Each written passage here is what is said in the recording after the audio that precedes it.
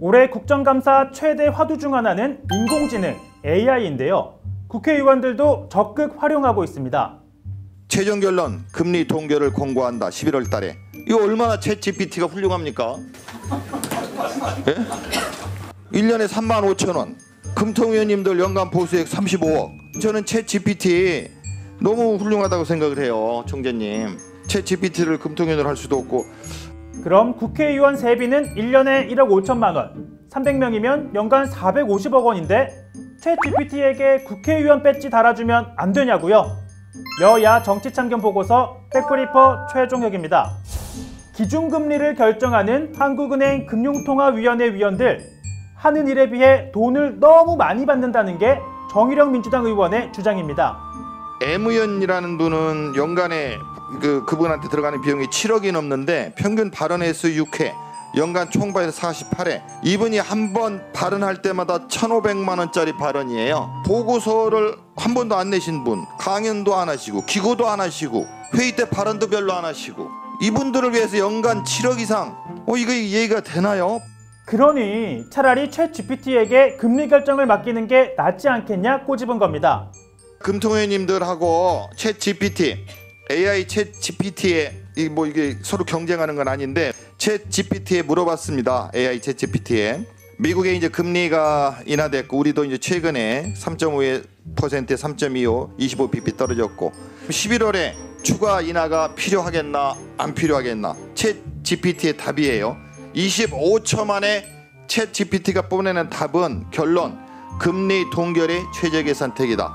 해가지고 가계부채와 부동산과의 리스크, 경기와 금융안정 균형 유지, 정책의 유연성, 여기에다가 후속 조치 정책 제안까지 합니다. 물론 이창용 한국은행 총재는 회의록 발언 숫자로만 판단할 수 없다고 반박했습니다. 금통위원들과 저는 거의 한 달에 몇 번씩 회의를 하면서 의견을 듣기 때문에 수시로 만나고 있다는 말씀드리고 챗GPT에서 금리를 동결하는 것이 최선이라고 하는데 저희가 이번에 금리를 낮춘 것을 보면 역시 챗GPT는 믿을 수가 없다고. 기준금리뿐 아니라 국회의원들은 검찰 수사 결과도 챗GPT에게 물어봤습니다. 챗GPT-4o 도이치모터스 주가 조작에 대한 서울고등법원의 판결문을 입력시켜 보았습니다.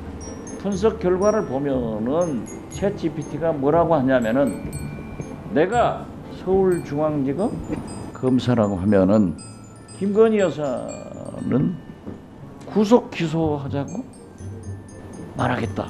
챗GPT 나쁜 놈이죠. 챗GPT의 판단을 빌려 김건희 여사를 재판에 넘겨야 한다고 하자 국민의힘도 그냥 넘어가지 않았는데요. 공소 사실을 정리해가지고 챗GPT에다가 넣어봤어요.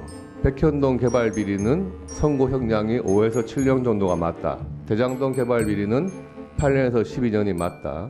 전체 혐의를 종합적으로 보면 법원이 내릴 최종 선고는 15년에서 20년 정도로 예상된다. 혐의의 중대성을 감안하면 이 정도의 형량이 합리적으로 보인다. 이게 챗GPT가 대답하더라고요. 이재명 대표에 대한 사법 판단을 챗GPT에게 물어본 겁니다.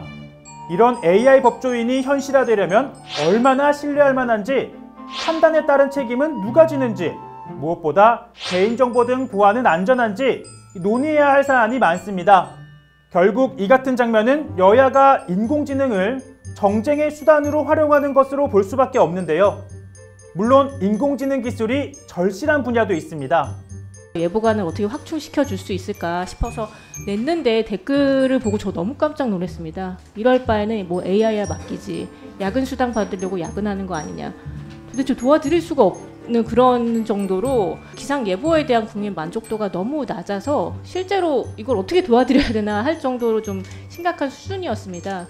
올해 많은 분들이 몸소 겪었듯 기후변화로 인한 극한 기상현상 등을 정확하게 예측하기 위해서는 AI 기술이 필수겠죠. 법 만들고 예산 심사하는 국회의원을 챗GPT에게 맡기자는 목소리 나오기 전에 국회는 이런 분야들에 대해 제도적 허점은 없는지, 어떤 지원책을 마련할 수 있을지 꼼꼼하게 살펴주셔야겠습니다.